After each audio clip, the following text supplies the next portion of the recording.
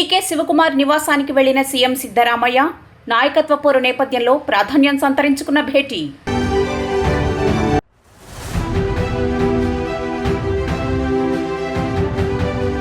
తెలంగాణలో మరో గురుకుల పాఠశాలలో ఫుడ్ పాయిజన్, 12 మంది విద్యార్థులకు అస్వస్థత, ఒకరి పరిస్థితి విషమం.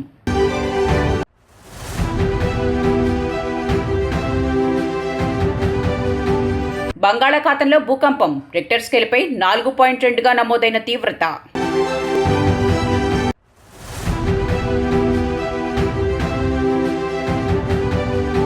తీవ్ర వాయుగుండంగా మారిన దిత్వా తుఫాను, చెన్నై సమీపంలో తీరానికి సమాంతరంగా ప్రయాణం. కర్ణాటక రాజకీయాల్లో నెలకొన్న నాయకత్వ పోరు ఊహాగానాల మధ్య ముఖ్యమంత్రి సిద్ధరామయ్య, ఉప ముఖ్యమంత్రి డీకే శివకుమార్ మధ్య భేటీ కీలకంగా జరిగింది. మంగళవారం ఉదయం బెంగళూరులోని సదాశివనగర్లో ఉన్న డీకే శివకుమార్ నివాసానికి వెళ్లిన సిద్ధరామయ్య అల్పాహార విందుకు హాజరయ్యారు. శివకుమార్, ఆయన సోదరుడు మాజీ ఎంపీ డీకే సురేష్ సిద్ధరామయ్యకు సాదరంగా స్వాగతం పలికారు. పుష్పగుచ్చం అందించి శాలువాతో సత్కరించారు. వారంలో వీరిద్దరూ బ్రేక్ఫాస్ట్ మీటింగ్లో పాల్గొనడం ఇది రెండవసారి. పార్టీలో ఐక్యతను చాటి చెప్పేందుకే ఈ సమావేశం ఏర్పాటు చేసినట్లు తెలుస్తోంది. ఈ నెల 8వ తేదీ నుంచి బెళగావిలో అసెంబ్లీ శీతాకాల సమావేశాలు జరగనున్న నేపథ్యంలో ఈ భేటీకి ప్రాధాన్యం ఏర్పడింది. సీఎం పర్యటన సందర్భంగా శివకుమార్ ఇంటి పరిసరాల్లో పోలీసులు పటిష్ట భద్రతా ఏర్పాట్లు చేశారు. సిద్ధరామయ్యకు అత్యంత ఇష్టమైన నాటుకోడి వంటకాలను ఈ విందులో ప్రత్యేకంగా సిద్ధం చేసినట్లు శివకుమార్ ముందే వెల్లడించారు. కర్ణాటక ప్రజలకు ఇచ్చిన హామీలను నెరవేర్చేందుకు మేమిద్దరం కలిసికట్టుగా కృషి చేస్తామని ఆయన సోమవారం ట్వీట్ చేశారు. సీఎం పదవి కోసం ఇద్దరు నేతల మధ్య పోటీ ఉన్నట్లు ప్రచారం జరుగుతున్నప్పటికీ అధిష్టానం ఏ నిర్ణయం తీసుకున్నా కట్టుబడి ఉంటామని ఇరువురు నేతలు ఇదివరకే స్పష్టం చేశారు. ఇదిలా ఉంటే హనుమాన్ జయంతి సందర్భంగా డీకే శివకుమార్ చేపట్టిన ట్వీట్ రాజకీయంగా చర్చనీయాంశమైంది. కష్టాలను తొలగించే మారుతిరాయుడు ఆశీస్సులు అందరిపైన ఉండాలని ఆయన ఆకాంక్షించారు.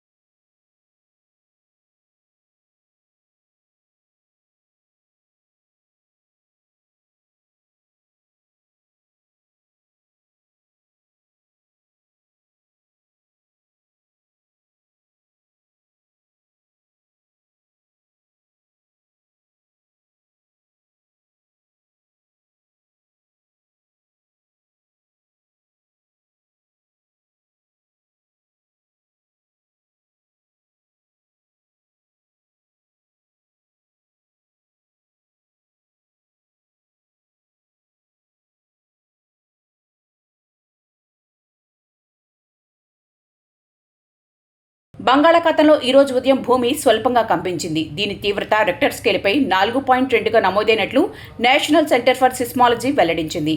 ఉదయం సుమారు 7:26 సమయంలో సముద్ర గర్భంలో 35 కిలోమీటర్ల లోతున ఈ భూకంపం సంభవించినట్లు అధికారులు గుర్తించారు.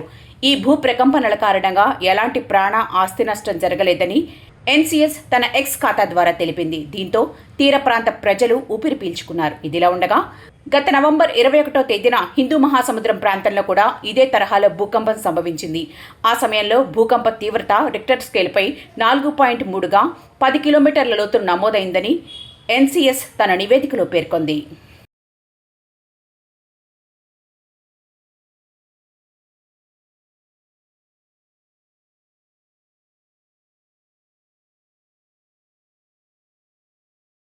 దిత్వా తుఫాను బలహీనపడి తీవ్ర వాయుగుండంగా మారింది. ప్రస్తుతం ఇది బంగాళాఖాతంలో తమిళనాడు తీరానికి సమాంతరంగా నెమ్మదిగా ఉత్తర దిశగా కదులుతోంది.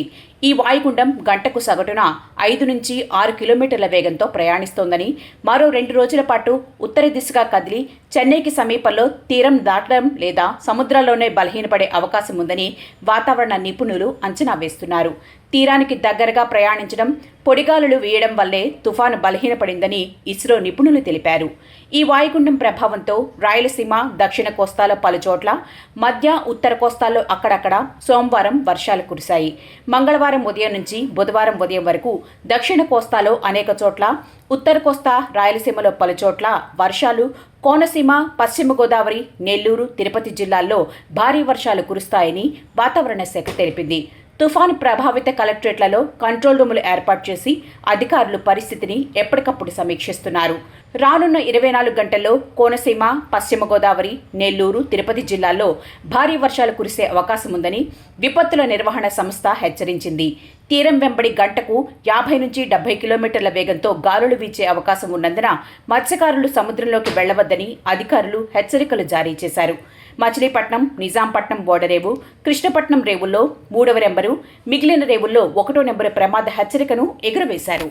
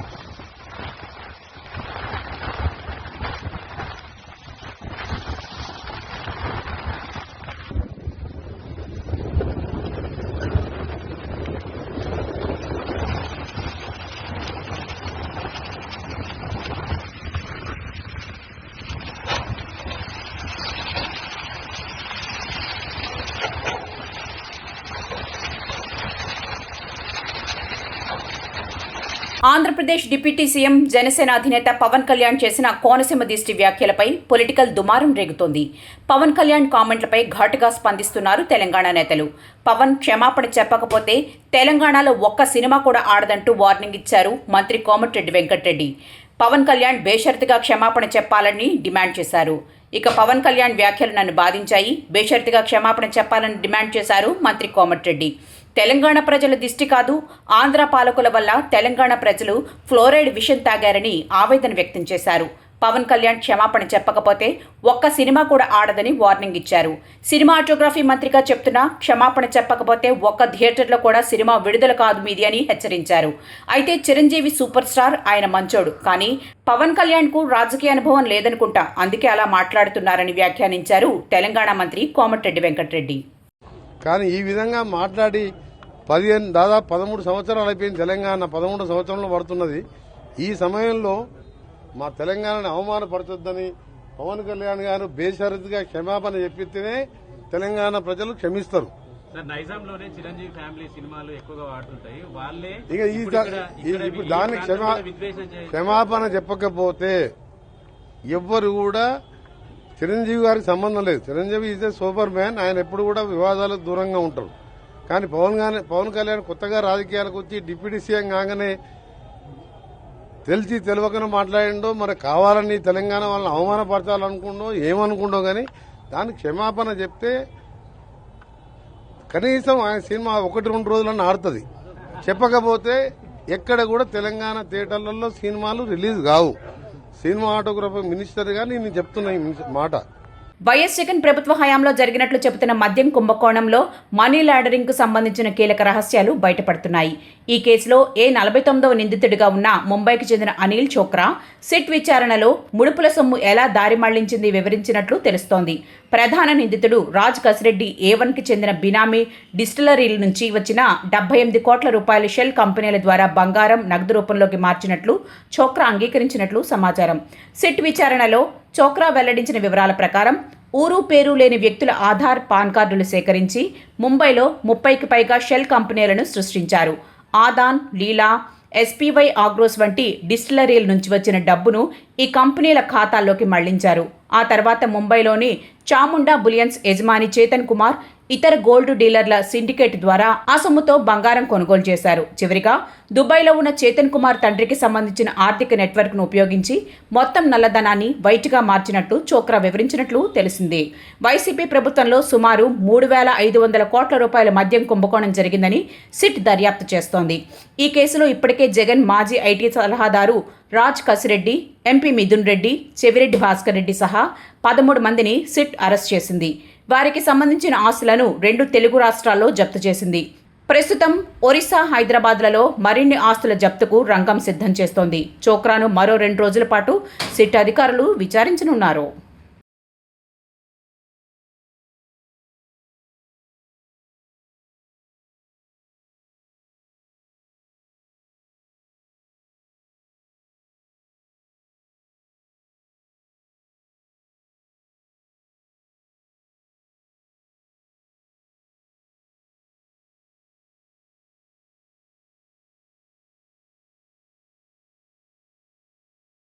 గద్వాల్ జిల్లా కేంద్రంలోని ఎస్సీ వసతి గృహంలో కలుషిత ఆహారం తిని 15 మంది విద్యార్థులు అస్వస్థతకు గురయ్యారు.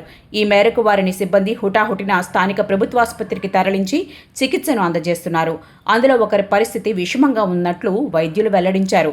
ఈ రోజు ఉదయం అల్పాహారం తిన్న విద్యార్థులు యథావిధిగా పాఠశాలకు వెళ్లారు. అరగంట అనంతరం విద్యార్థులకు వాంతులు కావడంతో వారిని ఆసుపత్రికి తరలించారు. ఉదయం పెట్టిన ఉప్మాలో పురుగులు వచ్చాయని, ఆ విషయాన్ని వార్డెన్కి చెప్పడంతో పడేశారని విద్యార్థులు తెలిపారు. ఆ వెంటనే అట్టిపళ్లతో పాటు బిస్కెట్లు తిని స్కూలుకు వెళ్లగా కొద్దిసేపటికే అందరికీ కడుపు నొప్పి, వాంతులైనట్లు తెలుస్తోంది.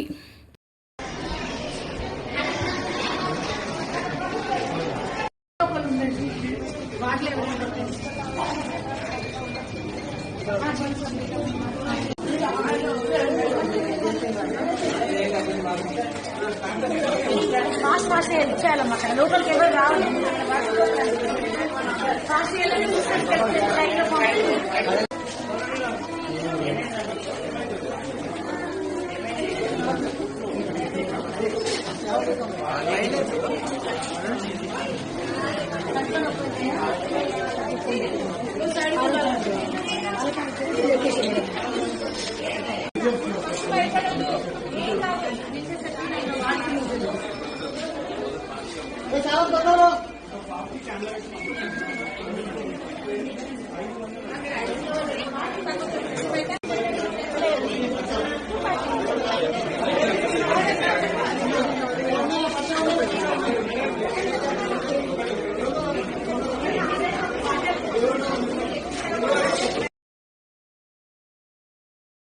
నల్గొండ జిల్లా కేంద్రంలో 12వ వెల్త్ క్యాపిటల్ సర్వీసెస్ అనే సంస్థ రియల్ ఎస్టేట్ వెంచర్ పేరుతో ప్రజలను మభ్యపెట్టింది.